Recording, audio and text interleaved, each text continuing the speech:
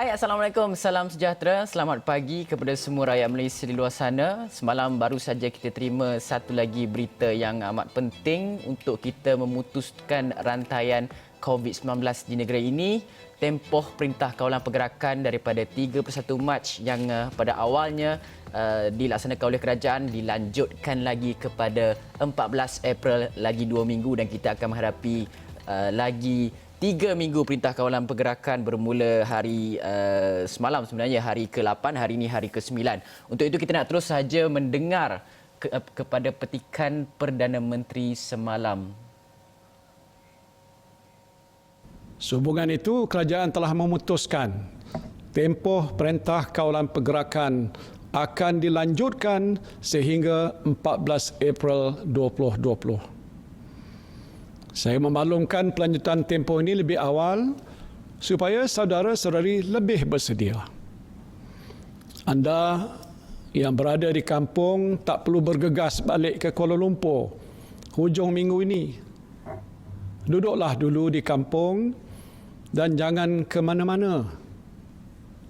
Anak-anak yang sepatutnya balik ke asrama tak perlu balik ke asrama lagi. Tunggu dulu.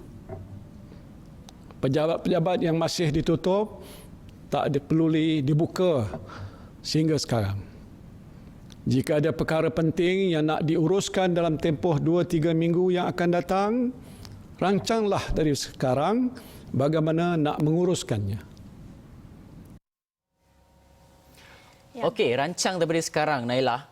Bagaimana nak menguruskan lagi tempoh 3 minggu ini untuk menghadapinya. Semalam rata-rata saya lihat di media sosial, nampaknya netizen betul menyokong keputusan kerajaan untuk melanjutkan tempoh Perintah Kawalan Pergerakan ini, tapi rata-rata mendapati ada yang komen mula kelihatan resah, gelisah.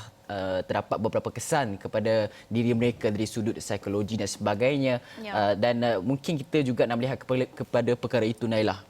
Ya, selain daripada impak psikologi itu, yang paling penting juga kita tekankan adalah kebimbangan dan kerisauan mengenai impak kepada pendapatan, terutamanya bagi mereka yang mendapat gaji sehari atau gaji harian. Itu mereka lah antara yang paling terjejas, terutamanya dari golongan B40 itu. Jadi kita juga menjangkakan satu pakej rangsangan ekonomi yang lagi baru yang dijangkakan diumumkan esok oleh Perdana Menteri. Jadi kita akan melihat sama ada lebih banyak bantuan akan disalurkan kepada mereka yang terjejas ini. Selain itu, ada juga yang perkara lain yang diumumkan, terutamanya kes-kes baru dicatatkan semalam, dan juga apa yang dinyatakan oleh Perdana Menteri, 95% yang dicatatkan mematuhi RMO ataupun Perintah Kawalan Pergerakan itu setakat hari ke-8 semalam. Tapi Nailah, sebelum tu ada satu perkara yang ingin saya tekankan adalah mengenai semalam Ketua Polis Negara Tan Sri Abdul Hamid Badung menyatakan bahawa memasuki hari ke-9 ini beliau akan pastikan Perintah Kawalan Pergerakan ini mencapai satu angka yang pematuhannya lebih daripada 95%. Sebab apa? Sebab dah memasuki hari ke-9, polis telah pun menasihat secara baik dan sebagainya, tetapi terdapat lagi segelintir pihak yang ingkar akan arahan tersebut. Dan kalau saya boleh baca sedikit daripada Ketua Polis Daerah Petaling Jaya pada pagi ini, beliau ada memaklumkan kepada kami pihak media bahawa memasuki hari ke-9 ini polis akan melakukan tindakan yang lebih tegas, dan pada semalam sahaja beliau telah menahan beberapa individu yang ingkar atas arahan Perintah Kawalan Pergerakan ini. Ini satu berita yang baru saja kami terima pada awal pagi tadi. Macam yang Nailah cakap tadi, kita ada pakej rancangan yang akan diumumkan oleh Perdana Menteri. Kita juga bersama dengan Editor Eksekutif Astro ni, Abdul Razak Cik, untuk kita bincangkan mengenai pakej rancangan ekonomi ini. Cik Razak, kalau kita lihat betapa pentingnya pakej rancangan ekonomi ini perlu diperluaskan supaya ia mencapai kepada individu golongan-golongan sasar yang betul-betul perlukan pertolongan dalam menghadapi tempoh lagi 3 minggu Perintah Kawalan Pergerakan ini dilanjutkan, terutamanya mereka yang gaji pagi makan pagi, gaji petang makan petang, dan juga golongan-golongan usahawan dan sebagainya, Cik Razak. Fizi, kalau apa yang kita tengok, nombor satu adalah perlanjutan lagi 3 minggu dari sekarang, ni hari ke-8 dan hari ke-9. Kalau kita tengok mereka yang macam cacing kepanasan, hanya satulah yang diminta, sabar lagi. Disebabkan apa yang berlaku sekarang, sekiranya tiap-tiap hari kita belum sampai lagi, graf kita belum sampai tahap pendataran, plateauing of the graph. Tiap-tiap hari ada kes bertambah, ada lagi kematian. Sekiranya lah 1 minggu, hari ini 1 Syakban, sekiranya lah 2 minggu ataupun 1 minggu sebelum bulan Ramadan, kita dapat satu situasi di mana kes sudah plateau dan tiada kematian, mungkinlah itu menjadi, apa yang dilakukan adalah we plan for the worst and hope for the best. Jadi kita rancang untuk yang kes senario yang paling terburuk, tetapi kita berdoa untuk perkara yang terbaik. Jadi sekiranya langkah yang dilakukan sekarang ditambahkan lagi 2 minggu sehingga pertengahan bulan April, inilah menunjukkan satu, kalau pakej rangsangan yang akan diumumkan nanti itu menjadikan satu perkara yang lebih penting untuk sekiranya diumumkan, tetapi bagaimanakah caranya untuk menghantar distribution. Kalau kita tengok ini helikopter money, panggillah helikopter money. Sebab ramai di luar sana memerlukan mereka yang bekerja sendiri. Kalaulah mereka yang mendapat gaji, semalam dapat gaji, dah pergi bank, keluarkan duit, bagaimana mereka yang perlu bergaji harian dan mereka yang tiada punca pendapatan sekarang. Jadi cara bagaimana untuk disampaikan, to extend pertolongan itu dari segi 600 ke 500 ke 1000 ke, bagaimana wang itu akan sampai kepada mereka supaya mereka dapat berbelanja dan meneruskan mencari punca pendapatan untuk jangka masa yang ada sekarang ini.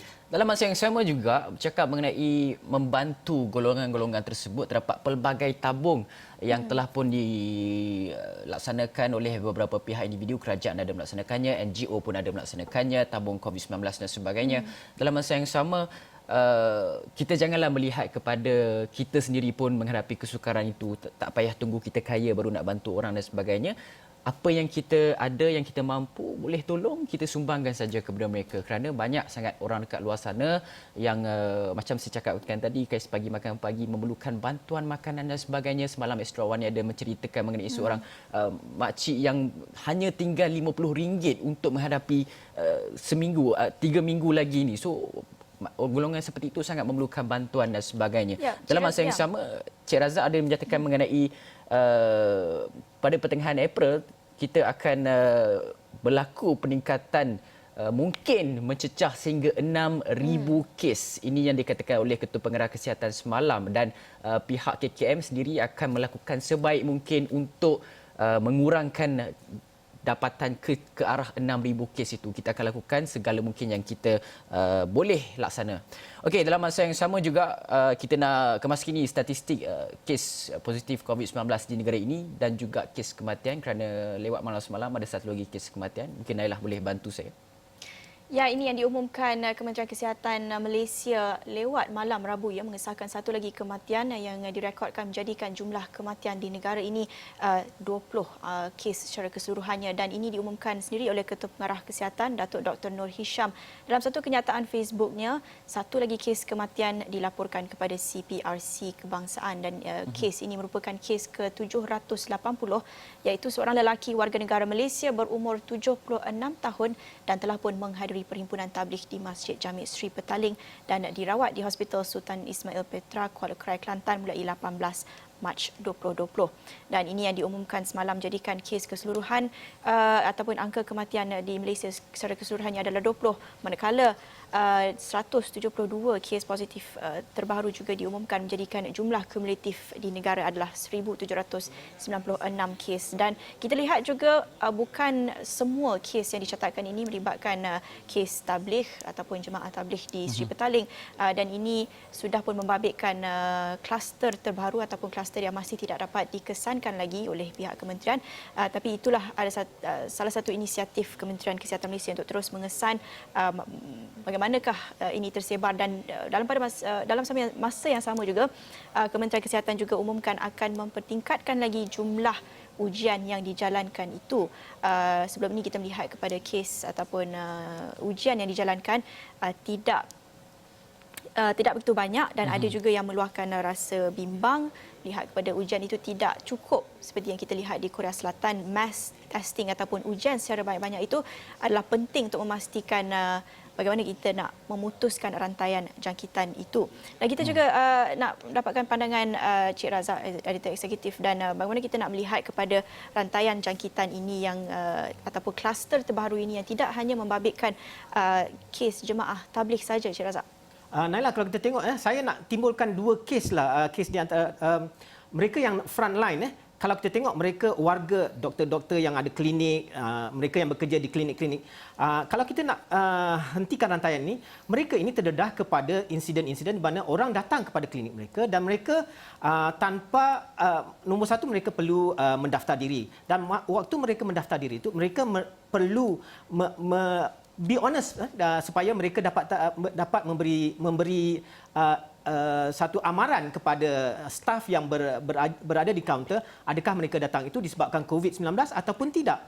Sebabnya sekiranya mereka honest dan memberitahu keadaan mereka sebenar, sudah tentu mereka ada prosedur-prosedur di mana mungkin selepas mendaftar diri, warga kerja frontliner itu dapat mengambil langkah-langkah protection. Mungkin perlukan mereka supaya setelah register, mereka duduk sebentar di luar sebelum masuk untuk mendapatkan rawatan. Jadi frontliner ini, untuk kita break rantaian ini yang amat memerlukan satu honesty, ketulusan daripada mereka yang datang untuk mendapatkan rawatan. Jadi ini satu reminder lah kepada mereka yang datang untuk mendapatkan rawatan.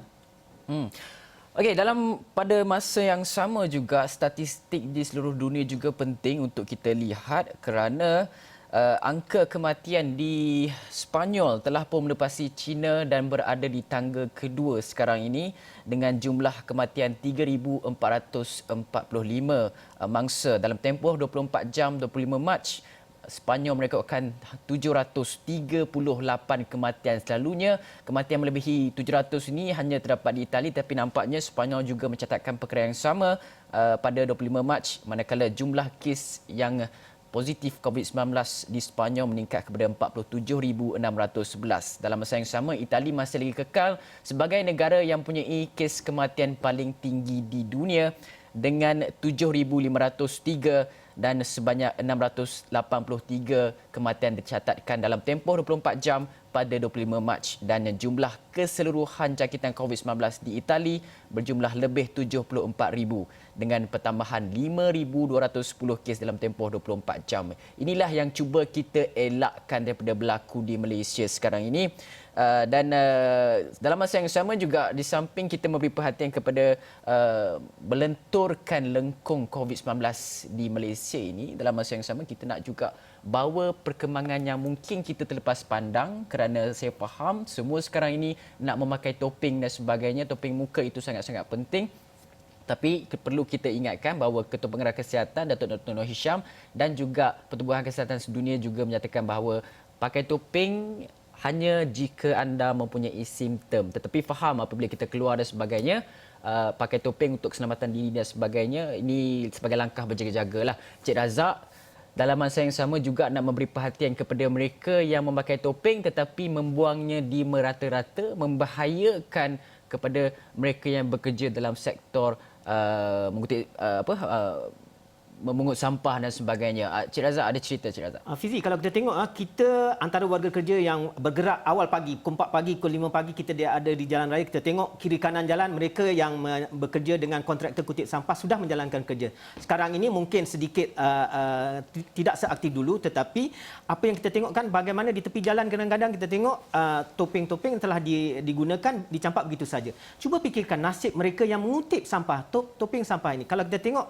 kita pergi kepada website pengurusan sisa pepejal SW Corp, bagaimana sudah diberi guideline bagaimana untuk melupuskan, membuang topeng itu. Kita ikut cara yang sempurna supaya mereka yang mengutip sampah, kesian ya mereka pakcik-pakcik yang pagi-pagi lagi pukul 5 pagi sudah mengutip sampah ini, mereka terdedah kepada yang kita buang itu adalah virus. Sekiranya terdedah kepada mereka-mereka yang mengutip sampah ini, cuba fikirkan apa yang berlaku kepada mereka. Jadi ada guideline-nya bagaimana kita lipat elok-elok, kita bubuh dalam kertas ataupun kertas tisu ataupun dalam plastik, baru kita buang. Jadi fikirlah orang lain. Ya betul, itu satu impak ataupun aspek yang kita mungkin kurang beri perhatian. Kita sering beri perhatian kepada terutamanya mereka di barisan hadapan. Tetapi pemungut sampah yang mereka bekerja di sektor pembersihan juga berada di barisan hadapan dan juga antara yang paling terdedah kepada risiko jangkitan COVID-19 itu. Dan kita bercakap tentang COVID-19 ini, kita tidak memahami lagi dari sudut yang lebih pribadi, yang lebih personal. Bagaimana sebenarnya pengalaman itu dijangkiti COVID-19, bagaimana pengalaman dalam hospital, prosesnya dan sebagainya. Jadi selepas ini kita nak berhenti seketika dan kita akan bersama Zul Afandi, salah seorang pesakit ataupun bekas pesakit COVID-19 yang telah pun dilepaskan dari hospital setelah disahkan sembuh COVID-19. Kita akan bersamanya menerusi Skype untuk mendengarkan apa pengalamannya, tapi kita berhenti seketika, kembali selepas ini.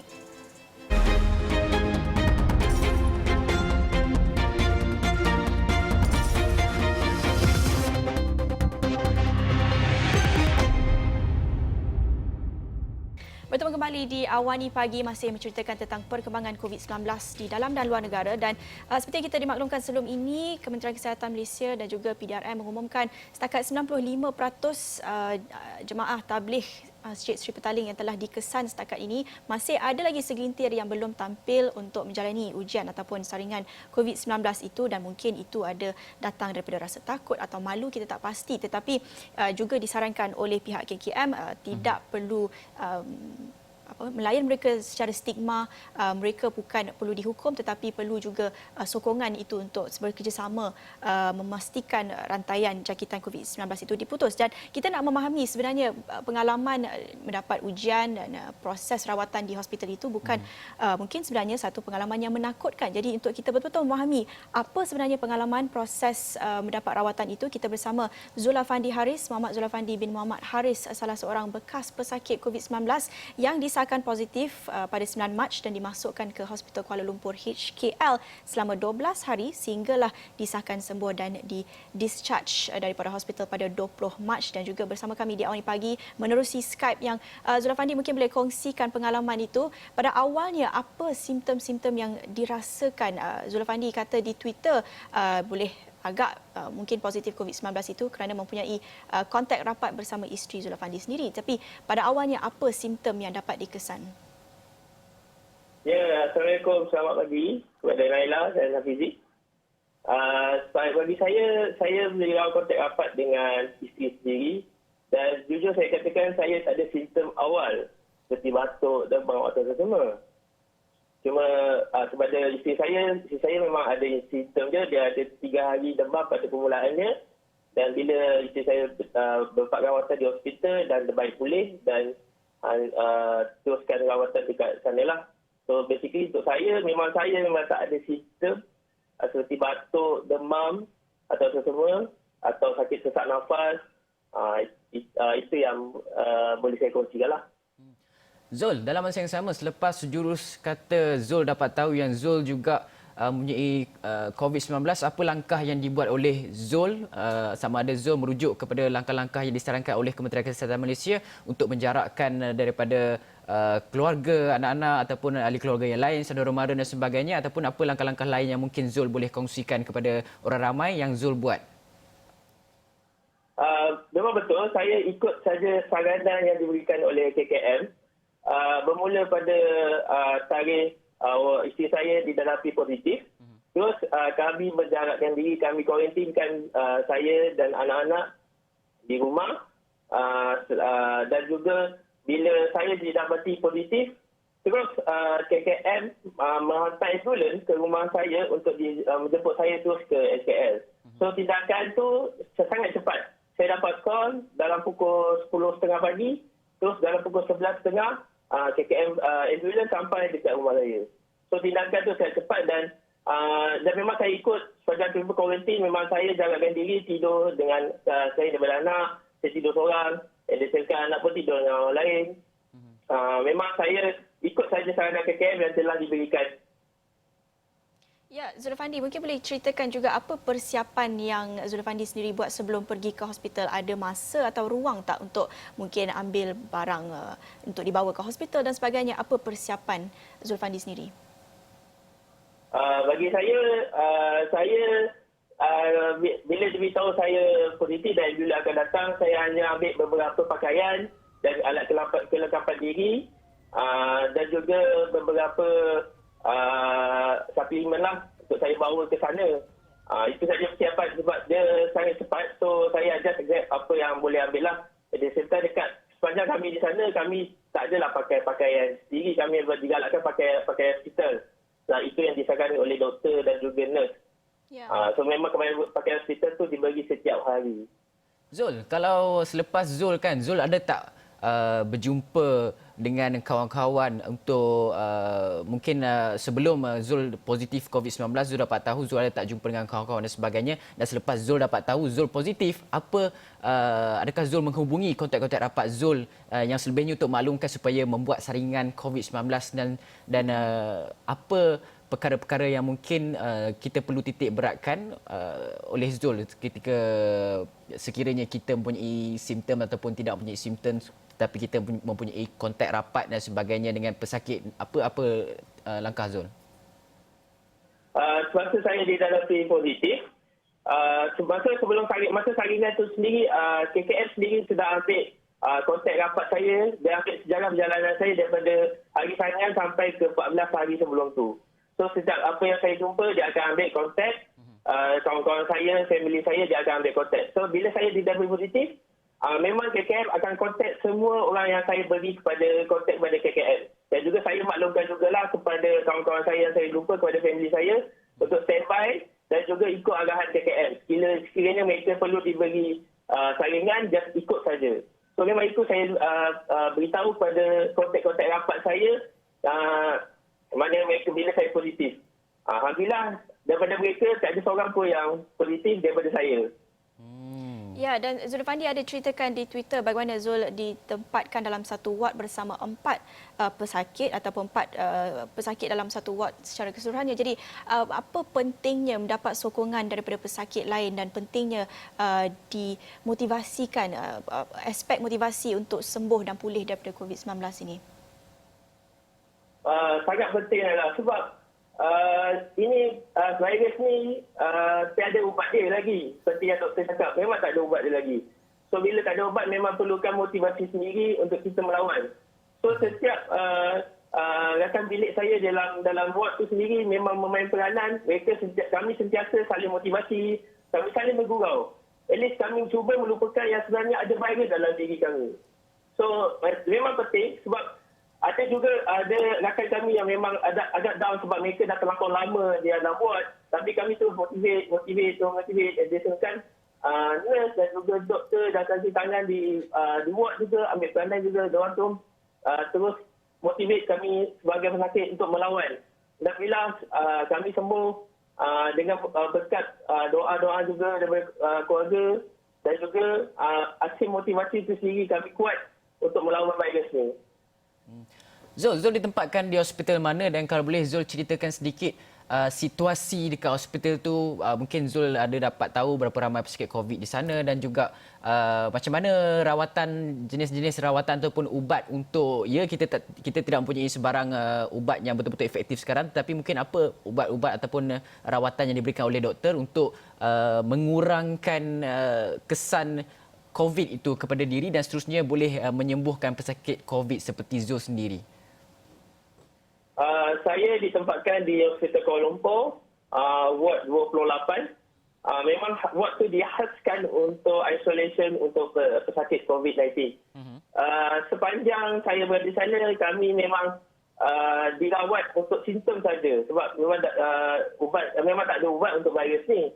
So jika kami ada demam, kami kena beritahu yang kami demam. At the same time, pada nurse akan check condition kami. Dia akan ambil temperature dengan tekanan darah setiap 3 kali sehari. So dari situ dia tahu kita demam atau tidak, atau kita memiliki tekanan diri tinggi atau tidak. So bila kita ada rasa tidak selesa dengan diri sendiri, memang kita kena beritahu kepada nurse.